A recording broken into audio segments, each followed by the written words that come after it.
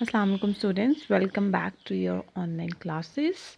Today we are going to start our unit 2 geography of Pakistan in our country. Our country is Pakistan.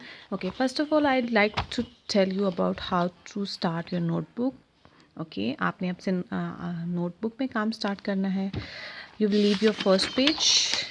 उसके बाद आप next page पे यहाँ पे आप लिखेंगे unit 2 geography of Pakistan. Okay, then आप टर्न करेंगे नेक्स्ट पेज पे. यहाँ पे आपने मैप बनाना है पाकिस्तान का, जो आपकी बुक के पेज नंबर 38 पे दिया हुआ है. इसके बाद यहाँ आप आएंगे, यहाँ पे एज यूजुअल यू नो कि यहाँ पे आपने क्लास वर्क लिखना है, डेट, डे, टॉपिक, टास्क, और यहाँ पे आपने अपने वोकेबलरी वर्ड्स राइट करने हैं. ठीक है, वोकेबलरी वर्ड्स मैं आपको प्रोवाइड कर दूँगी, वो आपने यहाँ पे राइट करने. ओके, नेक्स्ट हम आ जाते हैं अपने बुक के चैप्टर पे, our country. Okay, Pakistan. Let us discuss why Pakistan is a wonderful country to live. Pakistan is also called a land of contrast. Pakistan को लैंड ऑफ कॉन्ट्रास्ट क्यों कहा जाता है? कि पाकिस्तान में डिफरेंट क्लाइमेट है. एक पार्ट जो है वो दूसरे पार्ट से डिफरेंट है. फॉर एग्जांपल अगर आप साउथ की तरफ चले जाएं तो वहाँ पे आपके पास बलूचिस्तान में आपको Makran coast line along with the Arabian Sea, और अगर आप ईस्ट की तरफ चले जाएं तो आपको dusty plains and the Thar desert. आपको साउथ में सी एरिया मिलेगा और जो ईस्ट में है वो आपको डेजर्ट एरिया मिलेगा. इसी तरह अगर आप नॉर्थ की तरफ मूव करें तो आपको वहाँ पे farm lands, orchards and crops, lush green crops, valleys, snow-capped mountains, these all you found in the north. So these three different different types of landscapes makes a Pakistan a wonderful country. And जब आपका different types होती हैं, अगर आप कुछ लोग mountains पे रहते हैं, कुछ लोग डेजर्ट में रह रहे हैं, कुछ लोग सी एरियाज़ जो कोस्ट लाइन एरियाज़ है वहाँ रह रहे हैं, तो उनका ऑक्यूपेशन भी डिफरेंट होता है, उनका फूड डिफरेंट होता है, उनका ड्रेस डिफरेंट होते हैं, दे टॉक डिफरेंटली, उनकी लैंग्वेजेस डिफरेंट होती हैं, वो डिफरेंट उनके कस्टम्स होते हैं. अगर आपके पाकिस्तान के 4 प्रोविंसेस हैं, पंजाब, सिंध, बलूचिस्तान एंड केपी की, तो आप देखेंगे कि उन 4 जो प्रोविंसेस हैं उनकी डिफरेंट लैंग्वेजेस हैं, डिफरेंट ड्रेसिंग स्टाइल है. So the different landscape makes difference. Okay, उसके बाद ओल्ड एंड न्यू सिविलाइजेशन आ जाती हैं. जो ओल्ड सिविलाइजेशंस हैं उनमें आपके पास इंडस वैली सिविलाइजेशन है, गंधारा सिविलाइजेशन है, और आपके पास कुछ गंधारा की कुछ बिल्डिंग्स अभी तक हमारे पास हैं जो हमें उन सिविलाइजेशंस की का रिमाइंड करवाती हैं. उसके बाद आपके पास अगर मॉडर्न सिटीज़ में आ जाएं तो मॉडर्न सिटीज़ में कौन कौन सी सिटीज़ हैं? Islamabad and Karachi, because they are well plan and developed enough cities, और आपको यहाँ पे अच्छी बिल्डिंग्स नज़र आएंगी, shopping malls that have the better communication and transport networks, and still government are trying to improve the infrastructure. और कुछ जो अनएम्प्लॉयड लोग हैं उनको जॉब्स और जॉब सेक्टर को एक्सपेंड करने की कोशिश करिए गवर्नमेंट, और इंफ्रास्ट्रक्चर जिसमें आपके रोड्स आते हैं, ट्रांसपोर्ट लिंक्स, उनको इम्प्रूव करने की बात करें. Then in other important element and important factor the CPEC. आपने सी पैक का नेम सुना होगा. CPEC is China Pakistan Economic Corridor, और ये चाइना पाकिस्तान इकोनॉमिक कॉरिडोर, इसका पर्पस क्या है कि ये आपकी इंटरनेशनल ट्रेड को प्रमोट करेगा, and it's directly links Gwadar port to Xinjiang. आपके ग्वादर पोर्ट को जिनजियांग से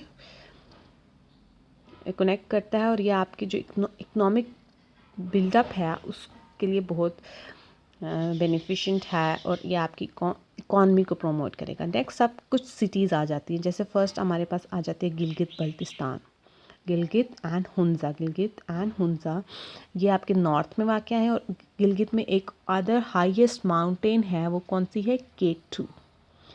अच्छा, another important place is in the Gilgit, और वो है बल्तित फोर्ट. ठीक है, बल्तित फोर्ट भी गिलगित में है. उसके बाद डिफरेंट लैंग्वेजेस बोली जाती हैं गिलगित में, शीना, बोरो, शाशकी, Balti, Khowar, Wakhi and so on. हाँ, this is important thing to know. Pakistan has a population of our 207 million. Pakistan की पॉपुलेशन क्या है? 207 मिलियन.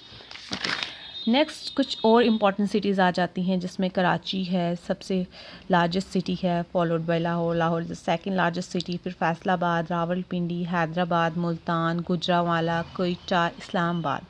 इस्लामाबाद जो है वो कैपिटल सिटी बना है सिंस 1959 में, इसको फेडरल कैपिटल कहा जाता है। Before Islamabad Karachi was the capital. और ये जो है वेल प्लान सिटीज़ है by the architecture and planners and located at the base of the Margala Hills.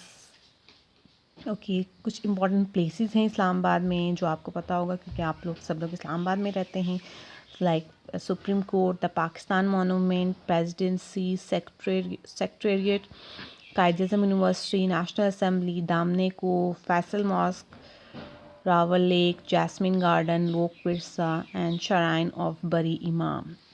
Okay उसके बाद हम आ जाते हैं कराची में। Karachi was firstly the capital of Pakistan after independence.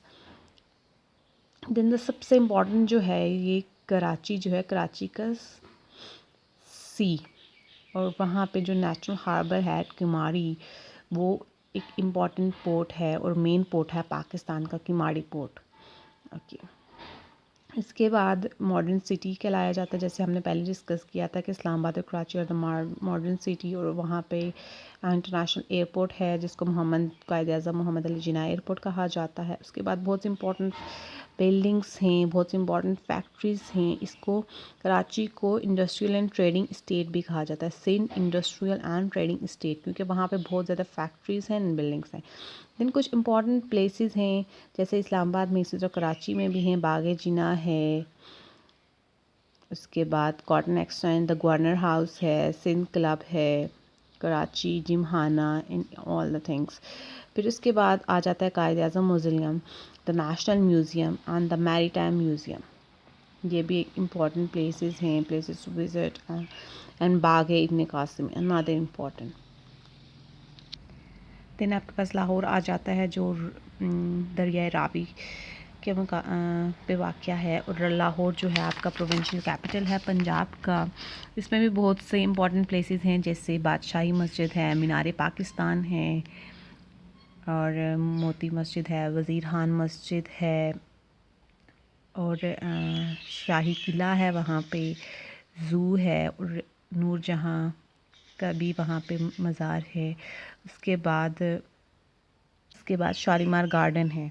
Then आ जाता है Rawalpindi. Rawalpindi is also it's an important city, और उसका जो नेम है वो आप रावल लेक तो गए होंगे, और रावल लेक की वजह से रावलपिंडी का नेम पड़ा था, रावल से रावलपिंडी का नेम निकला है। It's is a major city on the ground trunk between Peshawar and Lahore. Lahore और पेशावर के दरमियान एक मेजर सिटी है, और ये एक इम्पॉर्टेंट पार्ट है सिल्क ट्रेड रूट का। इसके अलावा इन इम्पॉर्टेंट थिंग कि रावलपिंडी में आर्म फोर्सेस का हेड क्वार्टर है, जिसको आप बोलते हैं GHQ, और ये 20 मीटर अवे है Islamabad. Peshawar is the capital of Khyber Pakhtunkhwa KPK, और यहाँ पे आपके पास old civilisation lies Gandhara and Kushan empires की कुछ रिमार्केबल जो सिविलाइजेशंस थी उसके कुछ रिमाइंडर्स मिलते हैं आपको, और वहाँ पे आपको काफ़ी अच्छी कलेक्शन मिलती है उसके आर्टिफैक्ट्स की भी। और सबसे इम्पॉर्टेंट एक जो फेमस प्लेस है वो किस्सा खानी बाज़ार है, मोहब्बत खान मस्जिद है पेशावर में। और उसके बाद आ जाता है कोयटा, जो कि है बलूचिस्तान का कैपिटल है, प्रोविंशियल कैपिटल है। Okay Quetta is famous for its fresh and dry fruits available there, क्योंकि वहाँ पे बहुत ज़्यादा वैरायटी होती है। जितना भी ड्राई फ्रूट इंपोर्ट किया जाता है वो कोयटा से ही मोस्टली इंपोर्ट किया जाता है। उसके बाद इसमें हना लेक है near Quetta, is popular picnic spot. And ज़ियारत है जो कायद-ए-आज़म रेजिडेंसी जिसको बोला जाता है, जहाँ पे कायद-ए-आज़म ने अपनी आखिरी अयाम गुजारे थे, वो कायद-ए-आज़म रेजिडेंसी, एंड वो भी ज़ियारत में है, कोयटा में है। उसके बाद नेशनल पार्क है और कोयटा म्यूज़ियम है। ये सारी जो चीज़ें हैं ये कोयटा के लिए एक इम्पॉर्टेंट हैसियत रखती हैं। ओके अब आपको वर्क ये कि आपने जो पेज नंबर 46 पे वर्क पेज है उसको सॉल्व करना है और मुझे दोबारा सबमिट करवाना है। Thank you from today's lecture. अल्लाह हाफिज़।